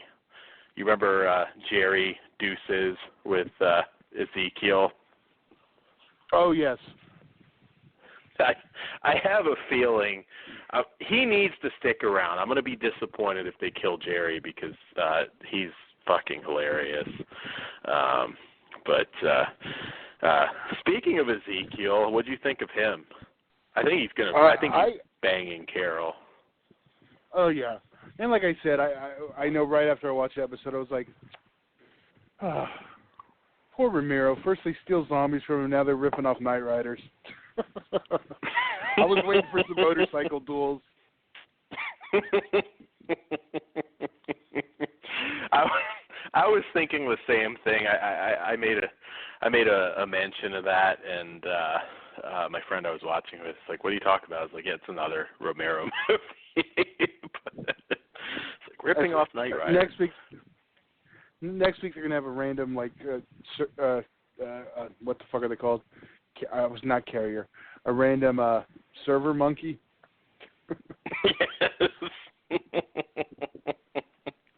Yes, that'll be next. But I know Romero's not a big Walking Dead fan. Mm-hmm. Well, I mean, how could you? I mean, you basically invented the genre as it is now. Anyone can use it without anything. Yeah. People like to go with the whole, oh, well, if that's like saying vampires, blah, blah, blah. No, to me, that's like taking Dracula. Because there were zombies before, but Romero's zombies are different. And because of that little fuck up and they became public domain, they became a modern monster that, were basically his property. Well, they would have found a way around it anyways. I mean, eventually, but I think by now it would have been, but I think he may have still seen a piece. Yeah. Oh, yeah. No, there's probably the most influential, arguably maybe the most influential horror film ever, at least now. I mean, shit, it's mainstream now. My mother watches it. People's grandmothers watch Walking Dead. I mean, it's a cultural phenomenon at this point. I get why he hates World War Z and why you can't make a theatrical zombie film because of that movie. And I've always been like, it's okay. Our co-host won't hear any of that, any of the issues with that film. But I liked World War Z. I mean, I had some issues too, but I still think that was actually a pretty good movie. But the budget got so ridiculous. You know what I mean? It's like, but I will say that Israel sequence was pretty damn impressive. Is that the ants part? I'm sorry, say that again? Is that the ants part where they're all running up the wall like ants? Yeah. I mean, I know some people had some issues with it. The biggest problem with that movie is that felt like it should have been the finale, because the finale is just Brad Pitt in the the facility, and it was like, wow, that's kind of like with the maybe a dozen zombies. I'm like, it feels like this should be reversed a little bit. I don't know where the World War Z sequel stands now. I don't know if that's officially off the table or if that's still happening, or I haven't really been following it. I don't even know how you can make a normal zombie film now after that film, theatrical-wise. I think you can do it. I mean, quite frankly, I'm surprised we don't see more in theaters right now with Walking Dead as big as it is. I mean, shit, you can make a great one. If they wanted to do one for a few million, maybe a little more, but, I guarantee you they will make money right now. I mean, if you advertise it right.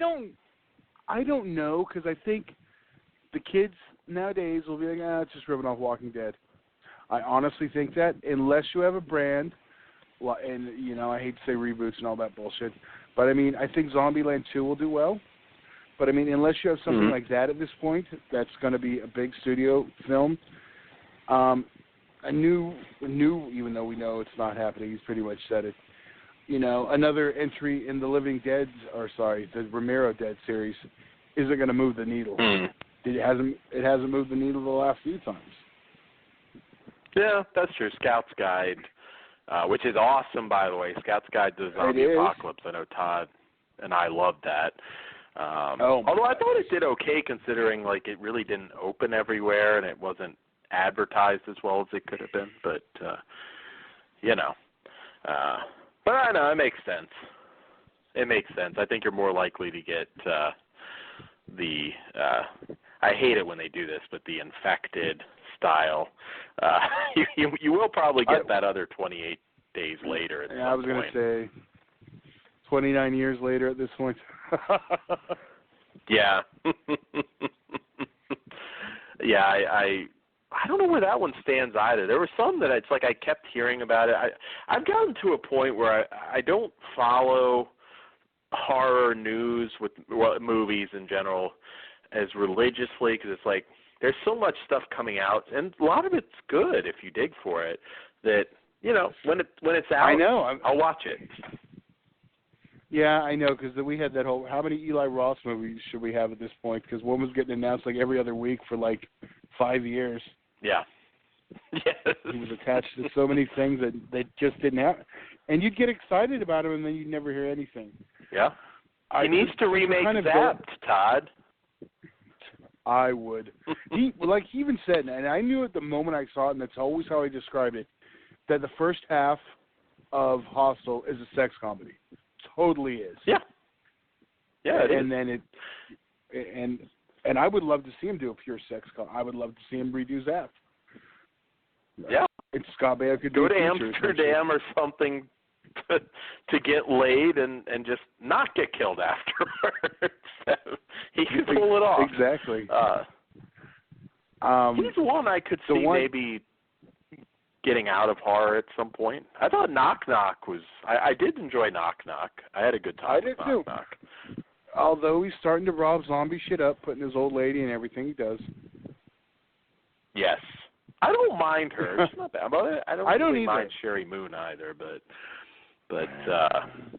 I don't I either, will suggest she not star in the next one. And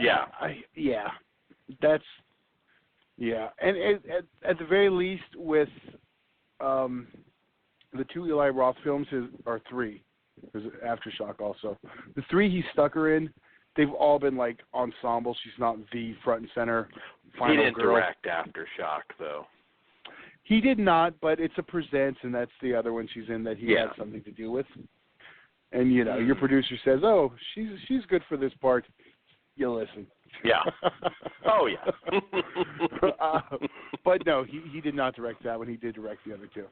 But I was saying because all three are ensembles and she's not final girl. Yeah. But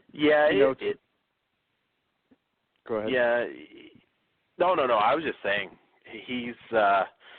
She might be I know she's younger than him. I don't know. She could be getting, depending what age he's looking for the sex comedy, but she'll probably definitely show up in there, though. I just make it a smaller role. It doesn't have to be the star. But I would love to see the sex comedy come back. I mean, it's never totally gone away, but I'd like to see somebody really do it right. I think Eli Roth could. Just listen to that podcast. I mean, shit, he might have to stick Jericho in there. Jericho, I don't know how. He can pretend he's 18 or something. I didn't know that there was, that many of us left that love the sex comedy that much. Oh yeah. I mean, Last American and Virgin. I like modern when they sex brought up comedies, but they're not quite the same. They are not. I mean, the last major ones were the American Pie films, which I did love the straight-to-video ones. Yeah. Yeah, actually, those were probably a little more authentic in a strange way. They were, because you have a smaller budget. You're just kind of exploitive. American Pie was trying to tell a story, although, yes, as time went on, that story ran thin. But definitely those direct-to-video sequels, I loved. I wish they'd pump one out every once in a while, too. I mean, you have at this point, you can get Sean William Scott in the damn thing at this point. I mean, he's not doing anything. And I know we're not talking about Walking Dead anymore, but whatever. We're just going to keep with this, I guess. But really, when you think about it, who from Chris Klein? I mean, they're all basically. I mean, Natasha Lyonne, I guess, is on Orange is the New Black. But I mean, Chris Klein, Sean William Scott. I mean, why not shoot out a couple? Kind of make it the National Lampoon label. What the hell's the pie fucker doing at this point? I think he's also on Orange is the New Black, I believe. Oh, that's right. I don't know. I know he was. I know he was on the first season. I don't watch it. I don't think he's still on though. I know my wife watches it. I'll be honest. I kind of picked it up, Women in Prison, and it's not really your traditional women in prison story. I'll admit it, Todd. I bought it for the boobs. Oh well, I loved Weeds, so I do want to check it out. I just have never gotten around to it. Oh yeah. Weeds is fucking awesome. Yeah. Weeds, Californication. I missed both of those. Oh yeah. Californication had boobs aplenty. I knew Californication was going to be one of my favorite shows when it opened up with David Duchovny getting a blowjob from a nun. I was like, okay, this is one I'm going to stick with for the long haul. Yeah. I still have to get the last season. I haven't watched the last season yet. I think I was upset that it ended, and I keep meaning to. You know what's funny with that? There's been a few times I thought the series was done with the way they ended it, and they'd come back for another. Yeah. I really liked I felt they wrapped it well. Yeah. Yeah, I've tried not. I thought I did kind of hear how it ended, but I do still need to watch that. I've done a lot those shows that I like that end, and I just procrastinate on watching the last season, and that's just been one that I've done for some reason. But I kind of wish he was still doing that and not fighting Charlie Manson on Aquarius personally, but that's already done. Yeah. Did it end? Because isn't that like it was a season behind or something? No, I believe it was a one-season show, like a 13-episode show, like series, like almost like a mini-series, but a 13-episode. Well, season 2 either was coming or is coming. I know I heard that. Well, yeah. Because originally, they were testing. Yeah, I mean, I don't know. I watched the first few episodes. I didn't find it great. I mean, I liked it, but it wasn't a great show, and I didn't think the actor they got for Manson was very authentic. Yes, but I don't know. Speaking of which, because they didn't get Mosley, when the hell is that that Bill Moseley Charlie Manson movie coming out. Do I remember getting announced? That's another one. I heard about that ages ago, and well, okay. Here's a bringing it back to the horror topic.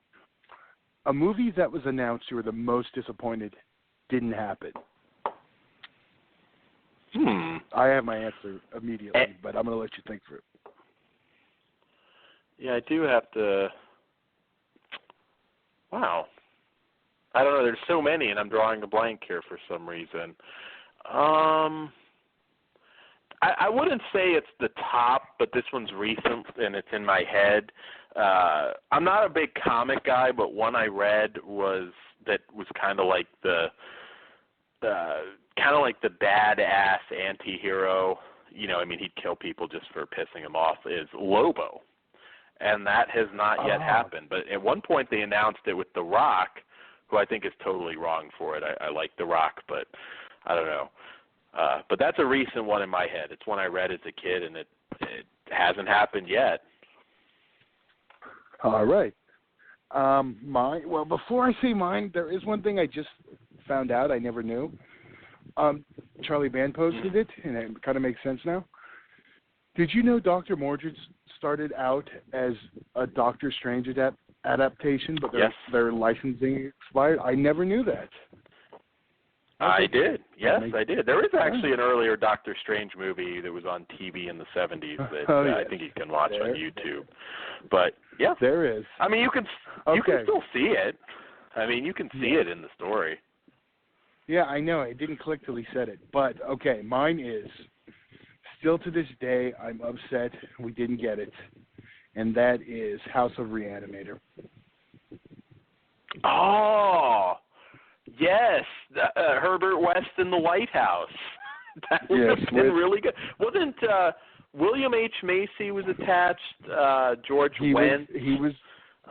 Yes, he was to play, or William H. Macy was to play the Bush-esque president of the United States who needs to be reanimated. Yes.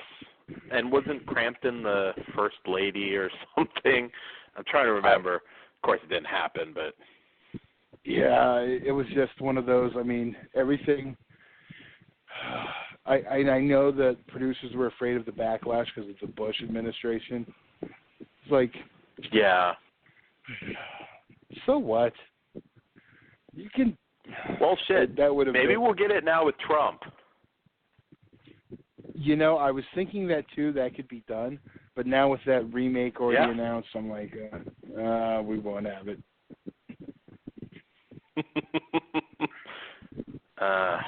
God, yeah, I'd totally forgotten about that. And they have two listed though. It was House of Reanimator. It's like they were going to shoot like two back to back. I saw it. Well, it was there was another Stuart Gordon one that he had planned after Beyond Reanimator that didn't happen, but they wanted the House of Reanimator to kick off a new trilogy. Yeah. I hope I mean, Jeffrey Combs is Herbert West. I mean, yeah. I don't know. Where's the remake with that stand? Or is that even a thing now? No, it's a thing. It's still talked about, which is actually what kind of brought this into my head was because they were talking about that and they brought up House of Reanimator, and I was like, yeah. And I still have on my computer somewhere saved the poster when it was first announced. I was like, this has to happen now. Yes. No, I remember that, and it didn't happen. It didn't happen, and your hope just kind of went down. It was listed though for a matter of years, wasn't it? I mean, it kind of got to the point like, okay, this isn't happening. Bubba Nosferatu, another one, which it was going to be Ron Perlman and Paul Giamatti. Yeah, that's one. If you're going to do it, you have to do it with Bruce. I'm sorry. Unless you can get Kurt Russell to put on the Elvis suit, who's been one of the only other. Hey, he did Bone Tomahawk. He's starting to do some but I mean, even still, stuff. as much as I love Kurt Russell for that series. It needs to be Bruce Campbell. I would agree. Although I don't look at Ron Perlman and see Elvis. I mean, Perlman's great, but yeah, it's kind of But House of God, and I love Stuart Gordon. I love his films, even his non-horror stuff. I mean, he's one guy I don't think I've ever. Stuck was really good. God, what was that other movie with William H. Macy? Edmund. Edmund was awesome. Edmund. There you go. Edmund's a great movie. And then with George King of the Ants. Awesome one. Yes, that one. And I see it. And you're Naked Carrie Wurr. Yes, well, that's always a positive. Unfortunately, naked post-boob removal Carrie Wurr wasn't like the good old days. No Emmanuel in space. Yes. but I mean, and you could see he picked, okay, well, we got to get George Wendt in this. We got to get William H. Macy. Oh, I love Edmund. That movie is. I do. I absolutely love it. Is that on Blu-ray anywhere? I have the DVD, and that movie is fucking awesome. I don't know, but I will be looking into that shortly, because that is William. He's great in that. I mean, he's awesome in Shameless too. He's one I could. I'm behind on that, but funny. I do like it. Yeah, it's funny though, because he plays like the, dirty, almost homeless father, sometimes homeless, and then, but I can still picture him as the president. So, talk about diversity. Yeah. Yes. Macy's one of those guys that can do pretty much everything. I always loved him when I never saw the movie, but he made that Love Bug movie with Lindsay Lohan, and basically came right out and called her a bitch. I think the movie was still filming, possibly, and he said she was a bitch, and she just didn't show up on time and was disrespectful. He's it was cool to see somebody actually just call her out on it. It was I think he was one of the first ones to do it, but no, he's good. I think I'm up to season 2 on Shameless. I just got behind. I know my wife just started watching it. I did not think she would like it, and she loves it. But speaking of Love Bug, I'm still waiting for a digital or a DVD or Blu-ray. Don't think we'll get a Blu-ray. I want the Bruce Campbell Love Bug. I still have to play my VHS if I want to watch that. Oh wow, that's been a while. Yeah, Disney has. That was the Disney movie of the week back in the late '90s or something. It was. Yeah, that's. Hey, now's the time to do Campbell. it. I mean, he's on Ash versus the Evil Dead. But you know what? If they weren't capitalizing off fucking Burn Notice, I don't think they're going to be like, ooh, Ash vs. Evil Dead. Nah. Have you caught up with that yet? Because the last episode was fucking amazing. And Lee Majors, man. But the last episode was hilarious. I have not even started it. I'm going to. I got to watch stuff to watch. I should be able to watch when the wife's not home. So I'll probably start catching up on that Monday. I should be good by Thursday. So you're watching all the perverted shit that you can't. That makes sense. Yeah, well, no, I may actually rewatch Edmund. It's been a few years since I've watched Edmund. I might rewatch that. I got to be like, all right, honey, I'm shutting the door. I'm watching something that's inappropriate. So she's like, okay. So I like to do that 24 hours a day. Sorry, all smut all day. Got to shut the door. The storefront theater collection. This is going to be a long one. Don't bother me. Yeah, that was a hard one for me to review. That was when she was still pregnant, though, and she was still working. So it's a lot easier when the wife's gone and the kid's at school to squeeze that stuff in. Yeah. Versus, when they're home. I hate to keep making soundboard requests for you, and when you see it, Rights of Uranus you'll know it when you see it, and that's got to be a soundboard. The chant of Uranus. That's got to be on there. But so many things. I hadn't thought of House of Reanimator in a while, Todd. That makes me sad now again. But the script is out there. Now's the time to do it. I mean, you can probably get any kind of anti-Trump movie out there right now. Yeah. I mean, they probably have to tweak it a little bit. I mean, Trump's not Bush, but, I'm trying to think who would play Trump. Who would you pick to play Trump? I'm trying to think of an actor that screams Trump to me. Well, you got to go with Alec Baldwin, I think, at this point.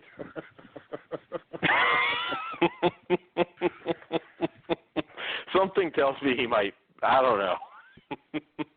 You know what? Honestly, I think he's moved now. He's been doing the dead-on impersonation on Saturday Night Live. But I think you could still use William H. Macy and just tweak it a little. Yeah. I mean, because I can't figure. I mean, he's not literally going to be Trump if you're talking House of Reanimator. I mean, it's going to be a Trump-like guy. But I mean, unless you got to think of if you want to go kind of closer to and get like a New York heavy guy, someone that kind of is that Trump feel. All right, well, and that's where you kind of gotta. I don't know. Just it's a hard one. Line up a bunch of guys and have them say, grab them by the pussy, and just whatever kind of strikes you. That's who you can. I will say, strictly for entertainment purposes, and again, entertainment purposes, I'm not talking who you think's going to be the best president. Would it have been funnier for you to have Hillary with Bill Clinton back in the White House? Because you know he's not going to be able to keep it in his pants. Oh yeah, I thought that would have been worth it. As much as I didn't want her in charge, just what was the first gentleman? Yes. I'm just picturing him. It's like he has nothing to do but get laid. Right.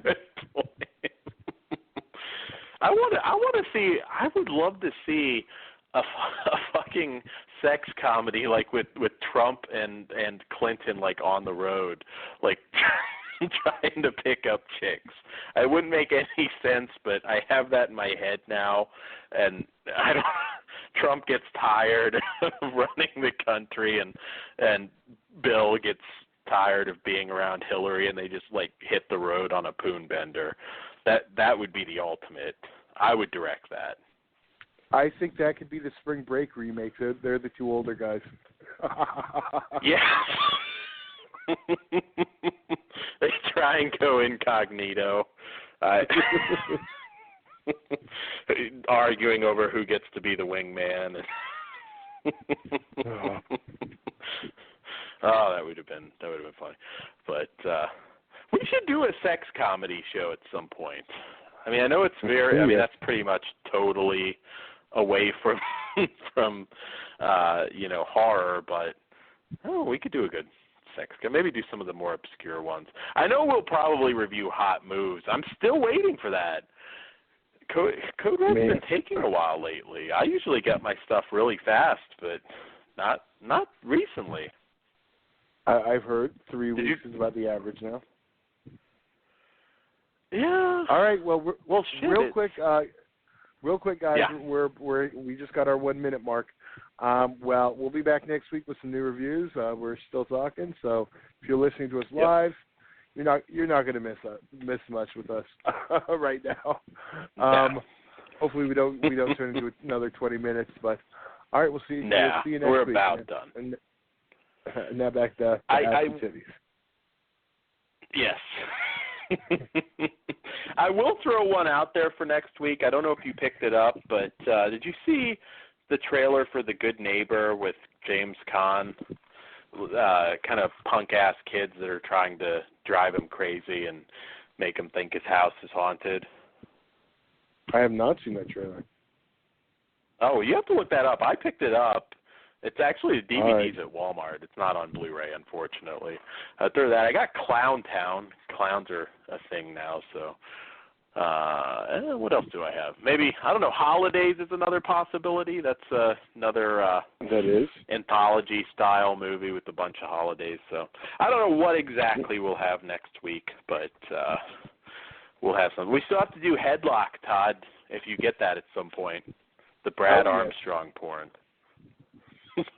You know, that's not the only wrestling one. I don't have it yet, but there's one called Super Sluts of Wrestling, also from Caballero Classics. I know there was Nude World Order. Yeah. There's a handful, actually, I think, because I feel like I'm missing some. And then there's the China ones. Oh, yeah. Well, yeah, that's an actual wrestler in the porn, but yeah. We'll do that. We'll probably have, I guess, Tales of Poe and ID probably. So, Todd, anything you need to plug for UEW?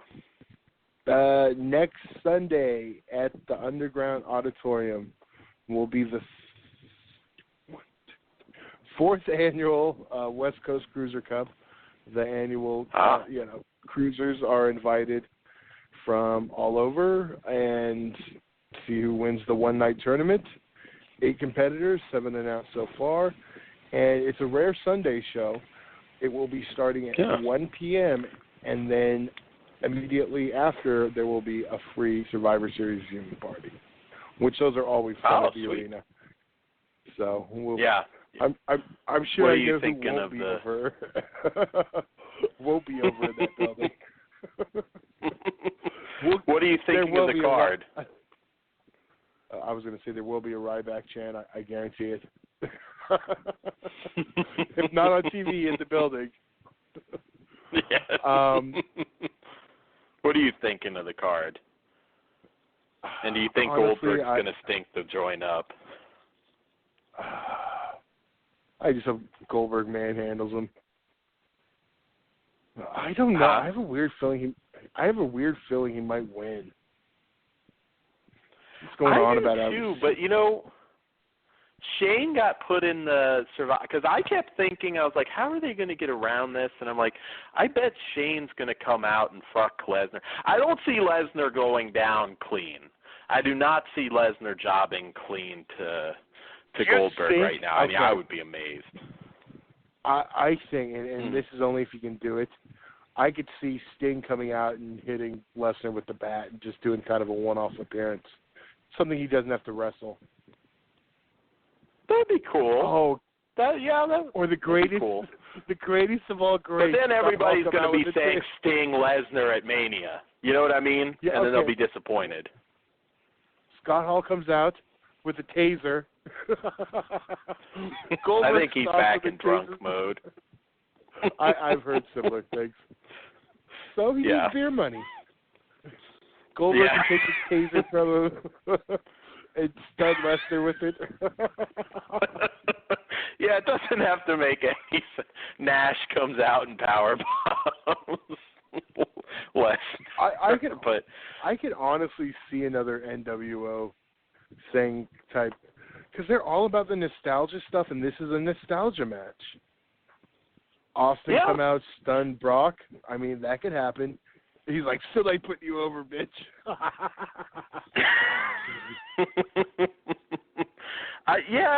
It's tough. I mean, I don't know whether it's going to be one and done for Goldberg or not. I mean, there's not a lot of matches you can do. I mean, you can't put him in there with a Kevin Owens or a Seth Rollins or somebody like that and not really hurt those guys. I mean, he's already worked with Jericho. I mean, there's not a lot of safe people to put him against. I mean, I'm not exactly clamoring for another match with Triple H. So it's exactly. There we go. We just have we have him go over Goldberg, or Goldberg go over Lesnar, then Jericho finally get his. Go over Goldberg. Either they met his price to the point where it's like, okay, I'll do the job, or I don't know. That's what I thought the finish was going to be Shane coming out and fucking Lesnar leading to their match whenever. But I don't know. Should be. I know it's not going to happen, but I kind of hope Kalisto goes over Kendrick and moves the division to SmackDown because it just makes more sense there for me. But I can see that happening because, Vince still gives a shit about Raw, so he doesn't like those little guys. It's possible. It's just they're setting up a Swan feud with Kendrick, and obviously he's got at least one other match with Perkins. I don't know. I just have a feeling they may not, but I don't know. It should be a fun pay-per-view. I think the thing about the main event is I think Lesnar will sell for Goldberg because I've heard they're friendly, and I think that's what it's going to have to be. Lesnar's just going to have to carry the load and maybe be the reverse and have Goldberg dominate him, and then at the end Lesnar pulls it out. But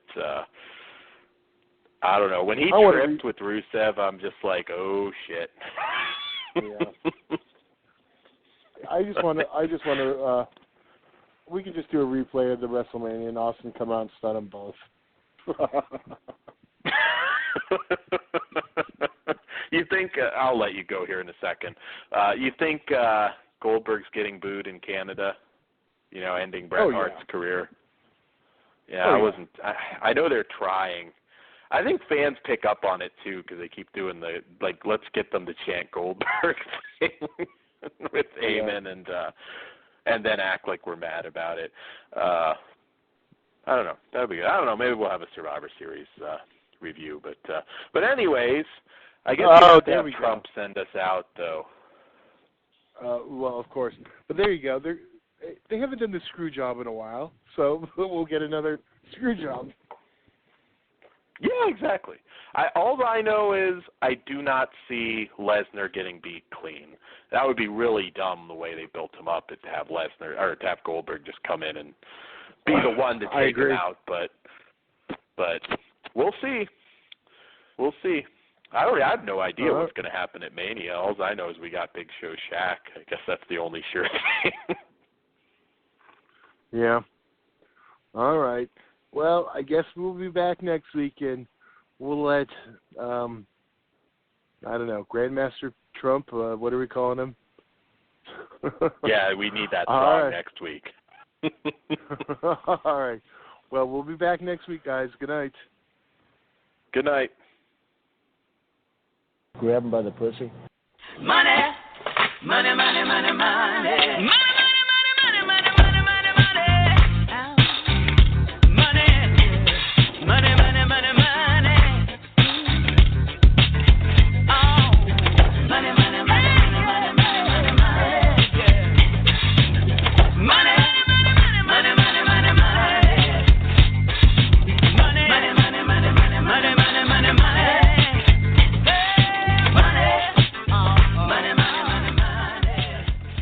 Grab him by the pussy.